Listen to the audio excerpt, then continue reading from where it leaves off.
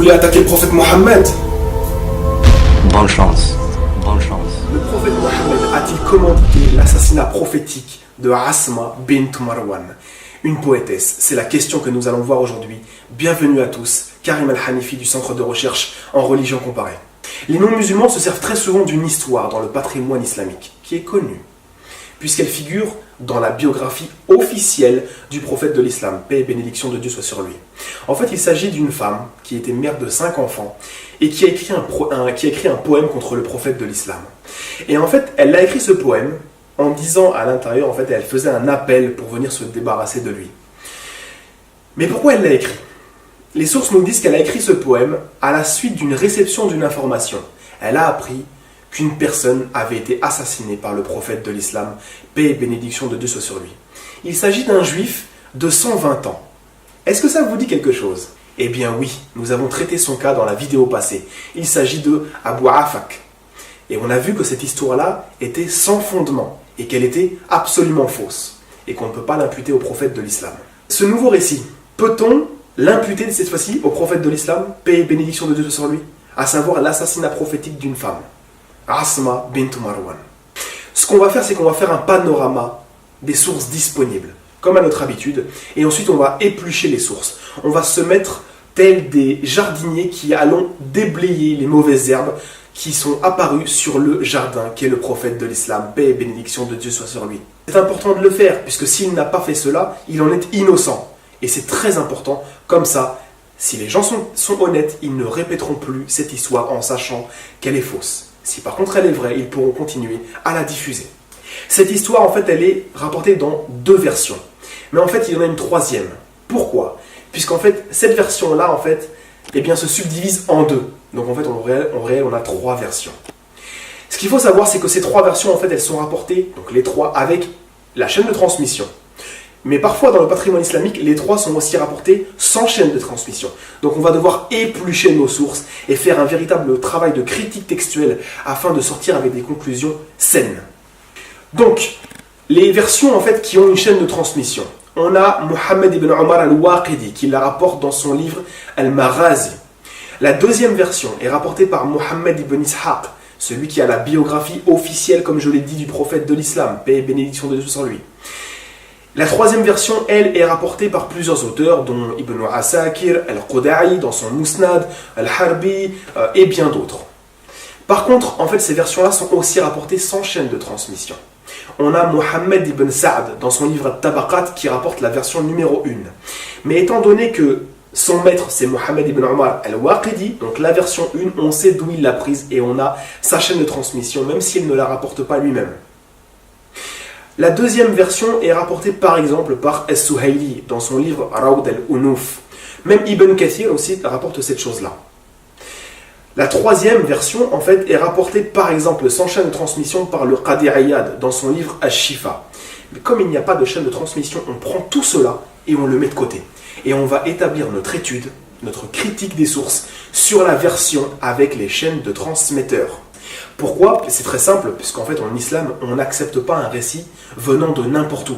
On ne sait pas qui se cache derrière ce récit. C'est pour cela qu'il faut être très prudent. Alors, il existe 2 versions réelles. On a la version de Ibn Abbas et la version de Al-Harith ibn Fadl. Alors, on va commencer par la version de Ibn Abbas. Alors, la chaîne de transmission, c'est celle-ci. On a Ibn Abbas, ensuite on a Al-Sha'bi, ensuite on a Mujahid ibn Sa'id, ensuite on a Muhammad ibn al-Hajjaj al-Lakhmi, ensuite on a Muhammad ibn Ibrahim ibn Ala al-Shami, ensuite on a Hussein ibn Muhammad ibn Ahmed al-Raqi al-Sakin, et ensuite on a celui qui a compilé l'histoire dans son recueil al-Musnad, Muhammad ibn Salama al-Quda'i. Ensuite on a une autre version, celle de Al-Harith ibn Fadl. Alors, on a Al-Harith ibn Fadl, ensuite on a son fils Abdullah ibn Al-Harith ibn Fadl, ensuite on a Mohammed ibn Omar al-Waqidi, ensuite on a Abu Bakr ibn Abd al-Wahhab, on a Yahya ibn Muhammad, ensuite on a Hassan ibn Abdillah al-Askari, qui ensuite a rapporté cette information à deux personnes, Dhunnun ibn Muhammad, et le deuxième c'est Hassan ibn Ali al-Tustari. Et les deux ont rapporté l'information à Muhammad ibn Ahmed al-Asbahani. Et ensuite, cette information-là a été transmise à celui qui l'a compilée dans son Musnad, Muhammad ibn Salama al-Qudari, puisqu'en fait, dans son Musnad, au numéro 856, 57 et 58, il a les deux versions que nous avons citées que lui rapporte. Alors, ce qu'on va faire maintenant, c'est qu'on va faire une critique des sources. Alors, la version de Al-Harith ibn Fadl. Il faut savoir que Al-Harith ibn Fadl est une personne de la 6e génération. Autrement dit, il n'a pas connu le prophète de l'islam, paix et bénédiction de Dieu soit sur lui, ni les compagnons, qu'ils soient tous agréés. Donc, on a un problème. C'est que cette personne-là rapporte un récit, mais on ne peut pas le rattacher aux premières générations. Ce qui est très problématique. Et chez nous, ce récit-là s'appelle un récit mursal. Et donc, il est détaché. Et on le met de côté. On ne peut pas l'attribuer au prophète de l'islam, paix et bénédiction de Dieu soit sur lui. Ensuite, on continue la chaîne de transmission et on se rend compte qu'il y a Muhammad ibn Omar al-Waqidi. Mais al-Waqidi, on en a parlé dans la vidéo précédente. Il est considéré comme menteur dans la science du hadith. Il est accusé d'avoir rapporté plus de 30 000 hadiths et histoires qui sont étranges, qui n'ont pas de fondement ou qui sont mensongères. Donc cette personne-là, on la met de côté automatiquement. On ne prend pas son hadith. Ensuite, on a, donc, vous vous rappelez, je vous avais dit qu'il y avait 3 versions, dont une qui se subdivisait. Et bien en fait, c'est celle-ci. C'est toujours la même, c'est Al-Harith ibn Fadl. Mais ensuite, c'est Muhammad ibn Ishaq, celui qui a la biographie du prophète de l'islam, qui la rapporte. Mais le problème, c'est que Al-Harith ibn Fadl, comme on l'a dit, déjà, il est de la 6e génération. Donc déjà, on ne prend pas ce récit-là en compte. C'est un récit qui est mursal. Et Muhammad ibn Ishaq a été énormément critiqué par les savants anciens. Et des critiques sévères. On sait par exemple que c'était un dissimulateur, entre autres.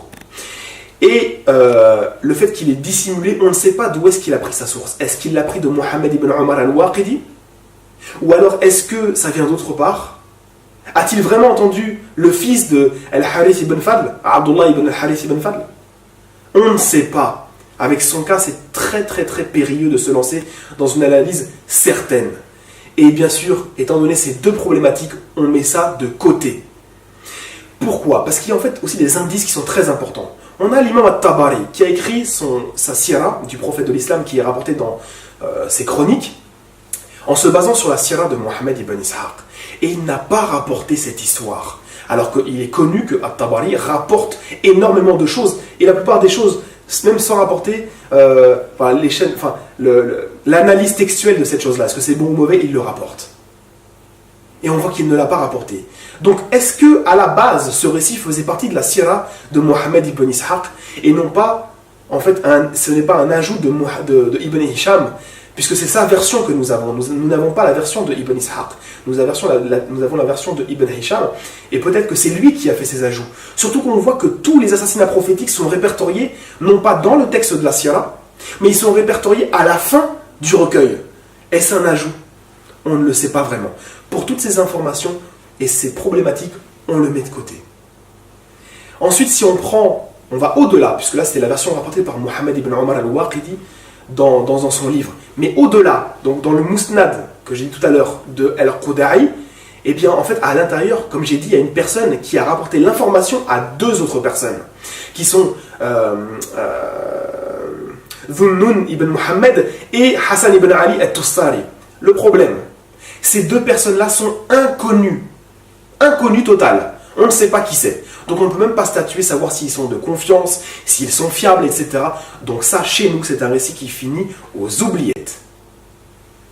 Ensuite, on va prendre l'autre chaîne de transmission. Peut-être que la version de Ibn Abbas va peut-être nous éclairer sur cela. Peut-être. Eh bien, nous allons voir ceci.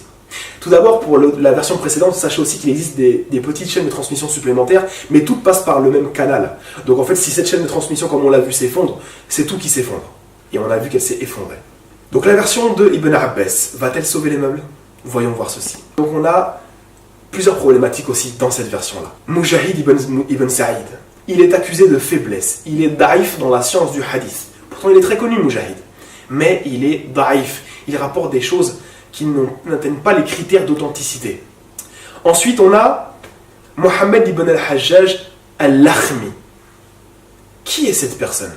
Déjà, il faut savoir que l'ensemble des savants l'a classifié comme menteur, forgeur de hadith, donc de tradition prophétique, inventeur d'histoire.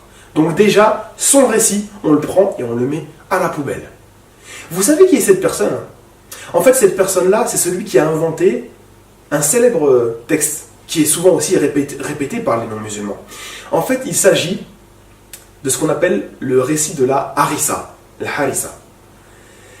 En fait, il a imputé au prophète de l'islam un récit qu'il a inventé de toutes pièces, en disant que, en fait, c'est très simple, on m'a rapporté que le prophète de l'islam avait dit que l'ange Gabriel était venu le voir un jour avec la nourriture du paradis.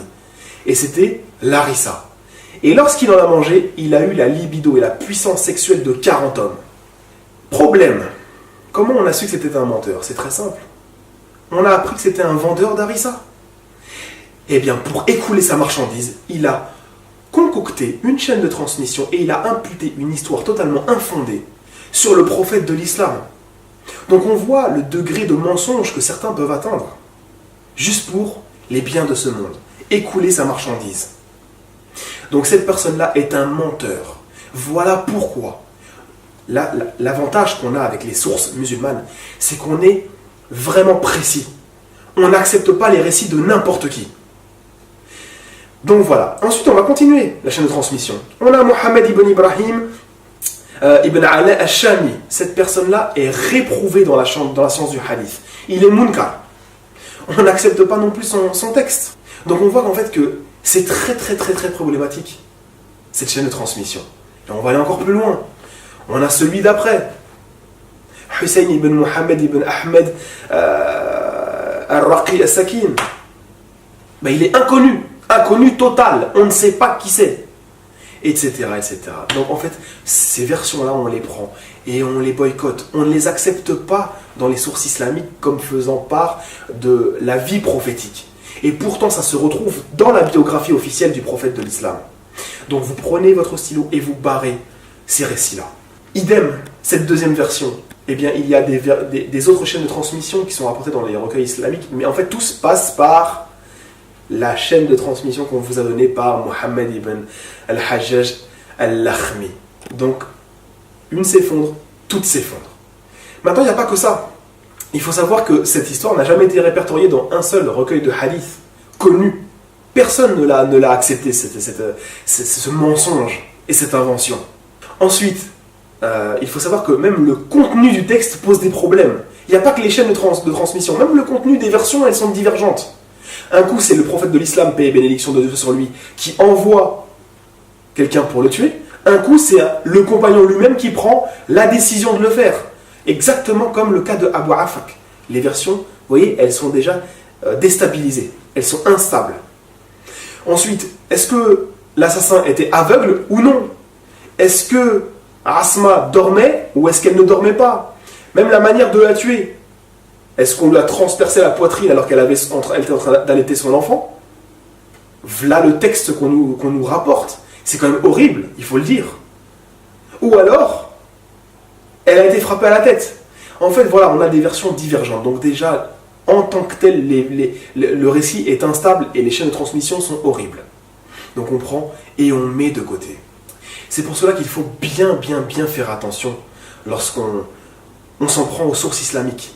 Vérifiez toujours les informations. Et désormais, les gens sauront que cette histoire du meurtre, l'assassinat prophétique de Abu Afak, comme on l'a montré, est faux, et que le récit qui suit, la page suivante dans la biographie du prophète de l'islam, eh bien, est tout simplement faux aussi.